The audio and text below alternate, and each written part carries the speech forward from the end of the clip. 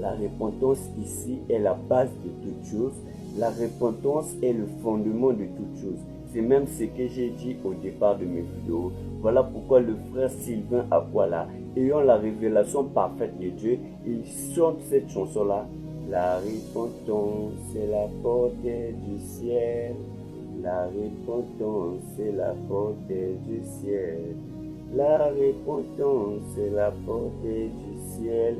J'aime cette chanson-là. Pourquoi il l'a chantée? Parce qu'il sait que sans la repentance, le ciel est fermé. Il comprend d'abord, premièrement, la repentance est la base de toute chose. Même les Écritures nous ont démontré ça. Pour participer, même pour participer à l'enlèvement, il faut la repentance. Même pour être d'abord, pour participer d'abord, il faut l'enlever, il faut la repentance. Donc même pour aller à l'enlèvement, c'est obligé la repentance.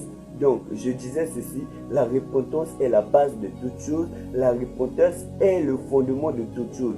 C'est pourquoi je vous dis, mes frères, évitez de faire des fausses couches spirituelles, c'est-à-dire, tu regrettes tes péchés, tu fais une confession, mais tu n'as jamais réparé tes péchés. Ensuite, tu passes directement par le baptême d'eau. C'est-à-dire, tu as manqué une repentance. Ta repentance n'est pas parfaite et agréée par Dieu parce que tu as fait une fausse couche spirituelle. Donc voilà pourquoi je vais revenir dans nos 4 volets que j'ai eu à dire dans ma vidéo précédente, mais je n'ai pas eu à citer.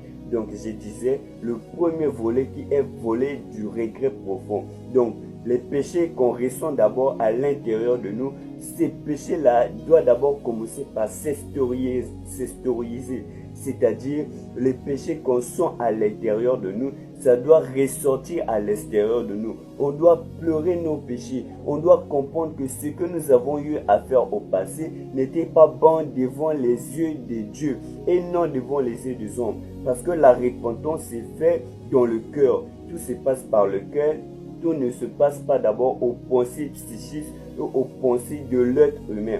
Voilà pourquoi j'ai pris les Genèse chapitre 8, le verset 28. J'ai eu à prendre beaucoup des Écritures pour vous démontrer que la véritable et vraie et authentique repentance doit d'abord commencer par le cœur, parce que c'est le cœur qui conduit l'être humain. Ce n'est pas vice-versa. Non, monsieur, mes amis. Donc voilà pourquoi j'ai pris ces Écritures-là pour vous démontrer ça. Maintenant, je reviens. Le premier volet qui est volet de regret profond, nos péchés que nous avons eu à faire à nos passés, devons d'abord s'extérioriser. Donc, ça doit ressortir à l'extérieur de nous. On doit pleurer nos péchés. On doit sentir que je suis vraiment dans cette repentance. Dieu me pousse de me repentir. Dieu me pousse de réparer mes péchés. Dieu me pousse afin que je puisse le suivre. Donc, tout doit d'abord commencer par regretter nos péchés. Parce que si tu confesses tes péchés, si tu rentres par les eaux du baptême, sans passer par une expérience ou bien un véritable regret profond, donc ça veut dire que tu vas commettre une fausse couche spirituelle. Maintenant, le deuxième volet qui est volet de confession. Donc les péchés que nous avons eu à regretter, maintenant on doit aller jusqu'à confesser. Mais on doit confesser à qui? On doit confesser à Dieu. Parce que le mot confession vient du verbe confesser, qui veut dire avouer. Maintenant moi je vais prendre dans mon domaine spirituel, je vais dire peut-être avouer les péchés à Dieu. Voilà pourquoi il est dit dans Proverbes chapitre 28, le verset 13, celui qui cache ses transgressions ne prospère point, mais celui qui les avoue et les délaisse obtient miséricorde. Je prends encore 1 Jean chapitre 1, le verset 9, il est écrit, si nous